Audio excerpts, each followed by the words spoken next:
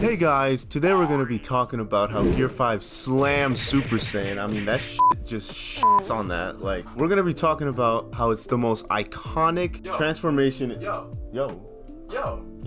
Who are you? WWE. Yo, what the heck? Guys, it's me this time. I killed the intruder. This debate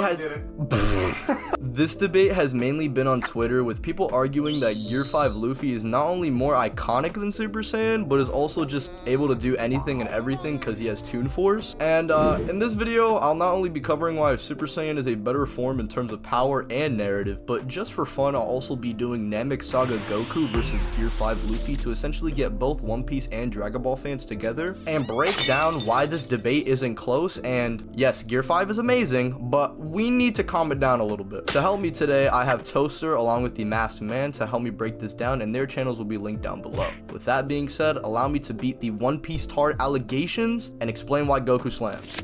To start off, let's discuss Namek Saga Goku versus Gear 5 as, not to brag or anything, but I'm kind of the guy who talks about why matchups aren't close. Now, Luffy's scaling is very cut and dry. He just scales above Kaido, who's relative to the other Yonkos, which would include Whitebeard, who's capable of destroying the world. The One Piece planet usually is considered larger than ours, with some calculations even having the planet as big as a star. And for the sake of showcasing why Goku slams and this debate is not close at all, I will be giving Luffy the benefit of the doubt, and I'll say that the One Piece planet is indeed the size of a star, and Luffy should roughly be in that star level tier of power. As for speed, Luffy in the beginning of the time skip weaved light speed lasers has gear multipliers to make him Why does the script say?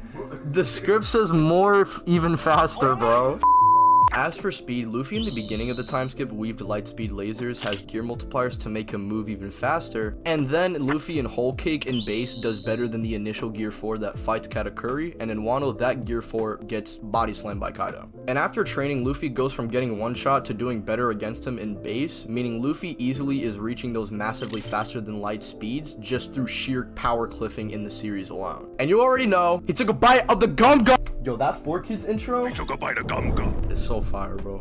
Don't give it up, Nami. Has Toon Force, can regenerate, but has terrible stamina, and his Toon Force still doesn't neg characters relative to him like Kaido. Meaning characters in that star level range of power or characters exceeding that tier more than likely aren't going to be bothered by Luffy's Toon Force. Like, people are saying that it's on a scale of like SpongeBob erasing the universe. We gotta calm that down, bro, because that's not at all how Gear 5 works. Anyway, next up we got Namek Saga Goku, who's able to defeat the likes of Frieza, obviously. Frieza in Kai was able to seemingly destroy Namek on a solar scale, which was calculated to be in that multi-solar system ranges of power. If we just take the manga alone though, he just gets to star level, as Frieza even in his first form is already in that tier of power by casually destroying Planet Vegeta. And obviously first form Frieza doesn't even come close to the likes of final form Frieza, and in Dragon Ball power levels are exponential, meaning more than likely Frieza is in that large star tier of power. As for speed, we see as early as Dragon Ball Goku dodging light, and he'd obviously get thousands of times stronger and faster, along with him directly reacting to ships moving at high speeds in space on his way to Namek, which were calculated to be at massively faster than light. This is Goku before not only his Namek Zenkai, but before he even completes his gravity training. As for hacks, well, Goku can fly and has a massive skill and adaptation advantage over Luffy, and would probably have better ranged attacks overall. And in Dragon Ball, for the most part, if you are relative or stronger than the opponent casting said hacks, you're more than likely going to be able to contend or even resist said hacks.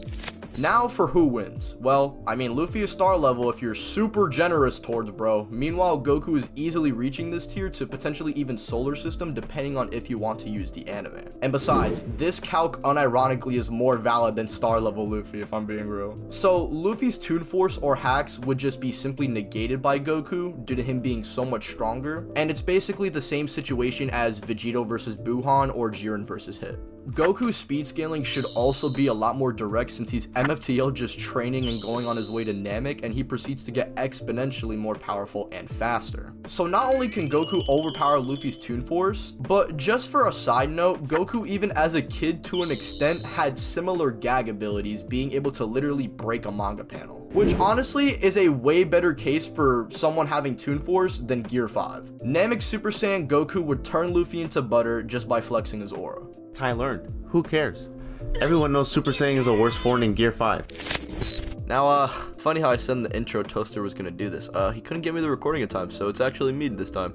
Now, as for the better form, I'm gonna have to go with Super Saiyan. I've went over this many times before on the channel, but at most, Gear 5 would be over 30 times as an amp. This is due to Gear 2 being a 10 times multiplier, and Gear 4 being several times that, which means it's at least 3 times stronger than Gear 2. And obviously, Gear 5 is stronger than that, but we really can't push it past over 30 times without reaching or assuming things. Meanwhile, the first grade of Super Saiyan boosts your abilities 50 times over. Don't get me wrong, Gear 5 definitely has better versatility, but as a form, Super Saiyan is legit stronger, so I don't get why this is even a debate in the first place. Oh, but Tyler, Gear 5 is way more iconic than Super Saiyan.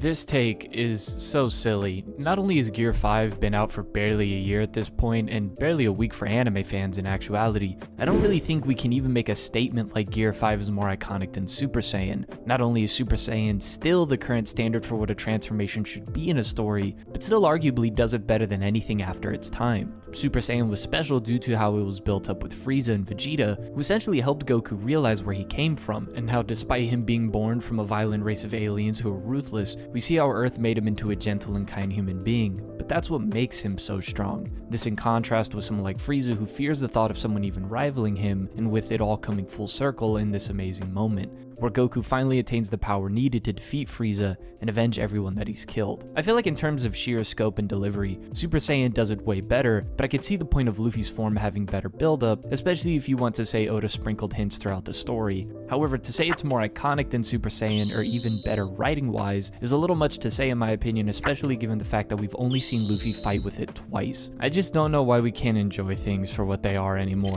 Instead, you always need to compare, and I know it's impressive that a lot of y'all are capable of listing probably every place Luffy has used his left foot, but I'm gonna need you to list 5 brands of soap.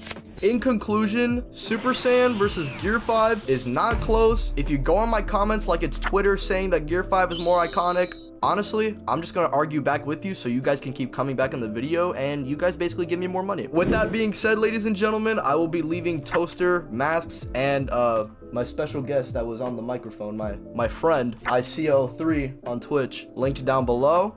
And have a great day. If you're not having a great day, well, be a man, do some push-ups. I'm just kidding, man. But like, I hope you guys are doing good. I don't really talk to you guys in the end of the intro. I just be like, yo, thanks for the money.